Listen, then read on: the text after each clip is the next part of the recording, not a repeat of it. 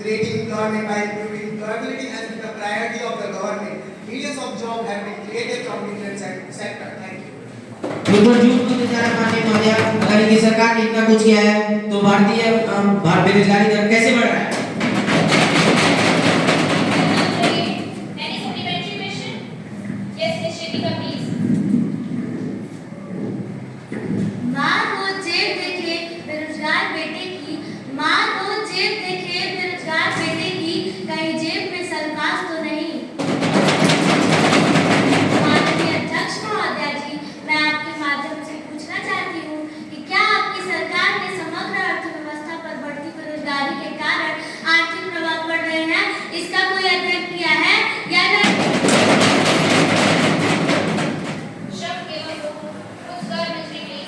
माननीय अध्यक्ष महोदय, मैं आपके माध्यम से संसद को अवगत कराना चाहता हूं कि हमारी सरकार द्वारा शुरू किए गए मिशन मोड से 10 लाख लोगों की भर्तियां की जा चुकी है। और यदि अगर मेरे विपक्ष के मित्र को यह लगता है कि हमारी सरकार ने कुछ नहीं किया है तो उनकी ज्ञान बुद्धि के लिए बता दूं, हमारी सरकार ने कई नीतियां जारी की है, जैसे प्रधानमंत्री कौशल विकास योजना, स्टैंडअप इंडिया स्कीम और स्टार्टअप इंडिया स्कीम। और हाल ही में एनएसएसओ की रिपोर्ट के अनुसार शहरी बेरोजगारी दर 8.55 से घटकर 7.83% हो गई है। धन्यवाद। प्रश्न संख्या 105 समृद्धि प्लीज। माननीय अध्यक्ष महोदय, मैं आपके माध्यम से गृह मंत्री जी से पूछना चाहती हूँ कि 22 अप्रैल 2025 को जम्मू कश्मीर के पहलगाम में हुए आतंकी हमले में 26 निर्दोष नागरिकों की मौत और 17 घायल होने की दुखद घटना हुई। सरकार बार-बार कहती है कि जम्मू कश्मीर अब पूरी तरह सुरक्षित है, फिर इतनी बड़ी सुरक्षा कैसे हो गई? मैं आपसे जानना चाहती हूँ कि क्या यह सरकार की इंटेलिजेंस फेलियर नहीं है? क्या इस घटना में किसी अधिकारी विभाग की जवाबदेही रखी गई? क्या सरकार सिर्फ बयानबाजी कर रही है या जमीनी स्तर पर कोई ठोस कार्रवाई हुई है?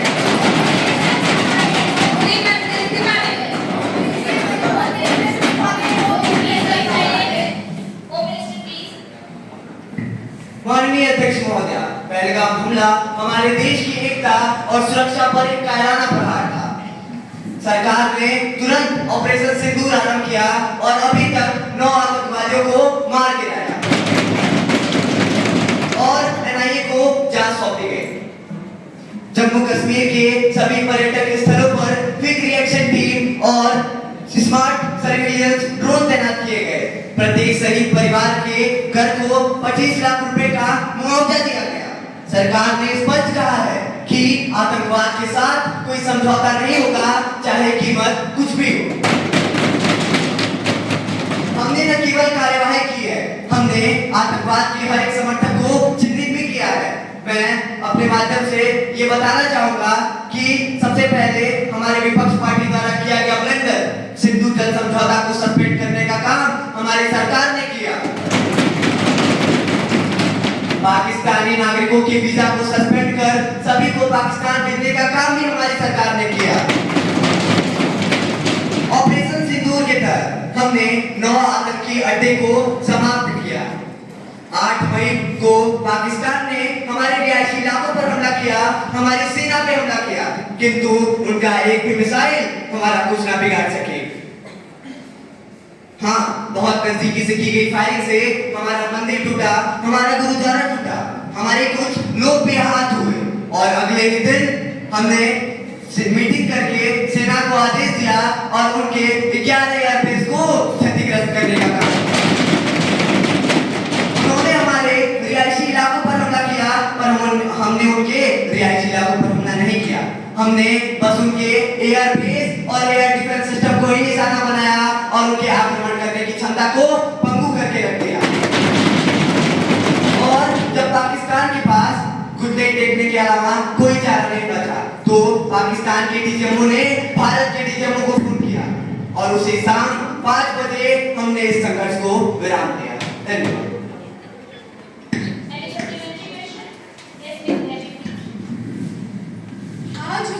सलाम उनका जिनके हिस्से में ये मुकाम आता है। बड़े खुशनसीब होते हैं वो जिनका लहू देश के काम आता है।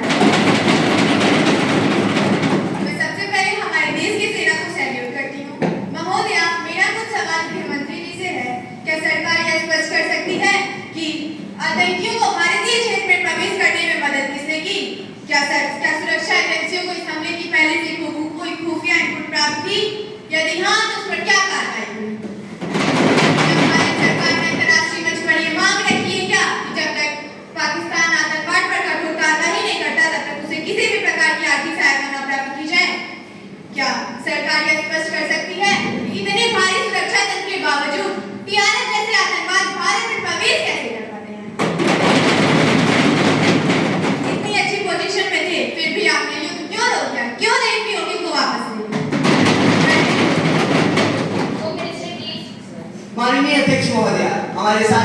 ये आरोप लगाते हैं कि आप अच्छी स्थिति में थे तो युद्ध क्यों रोक दिया।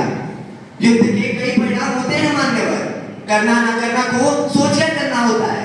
मगर मैं इसी देश के इतिहास की कुछ घटना बताना चाहूंगा। 1948 में कश्मीर में जब हमारी सेनाएं निर्णायक पड़ाव पर थी, सरदार पटेल ना बोलते रहे, पर नेहरू जी ने एक तरफा युद्ध विराम कर दिया।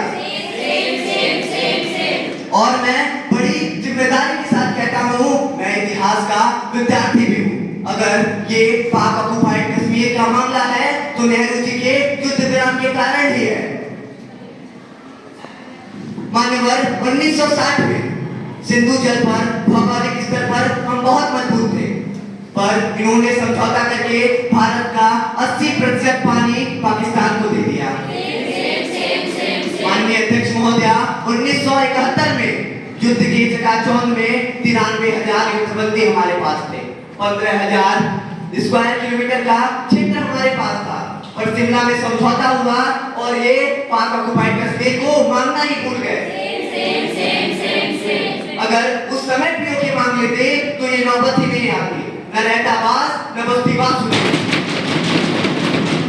महोदय, मैं इस सदन के माध्यम से अपने देश की जनता को ये कहना चाहता हूँ कि ये पूरे आतंकवाद की जड़ पाकिस्तान और पाकिस्तान कांग्रेस पार्टी की भूल है।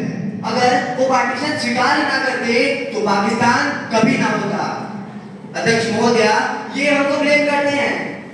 मैं बताना चाहूंगा कि सरदार अटल बिहारी वाजपेयी सरकार ने 2002 में कोटा कानून लाया, जिसका उद्देश्य आतंक विरोधी संगठनों का समर्थन करना था, पर इन्होंने अपनी सरकार 2004 में इसको बंद कर दिया क्योंकि इससे इनका वोट बैंक प्रभावित हो रहा था। आप तो कॉन्फिडेंस करने के लिए पाकिस्तान चले जाते हैं। माननीय अध्यक्ष महोदया, ये हमसे पूछते रहे हैं कि आपने क्या किया। मान्यवर, मैं बता दूं, ऑपरेशन महादेव के तहत भारतीय सेना, सीआरपीएफ और जम्मू कश्मीर पुलिस ने 28 जुलाई 2025 को श्रीनगर के पास दाची नाम जंगलों में 3 आतंकवादियों को मार गिराया। वो तीनों आतंकवादी पहलगाम हमले के मुख्य दोषी थे। इनका नाम सुलेमान शाह, हमजा अफगानी और जबरान था, और ये पाकिस्तान के रहने वाले थे। इनके पास से पाकिस्तानी पहचान पत्र और पाकिस्तानी निर्मित चॉकलेट बरामद हुआ, जिससे ये स्पष्ट है कि ये पाकिस्तान के रहने वाले थे। अध्यक्ष महोदया, हमारी सरकार जीरो टॉलरेंस पर काम करती है। हमारी सेना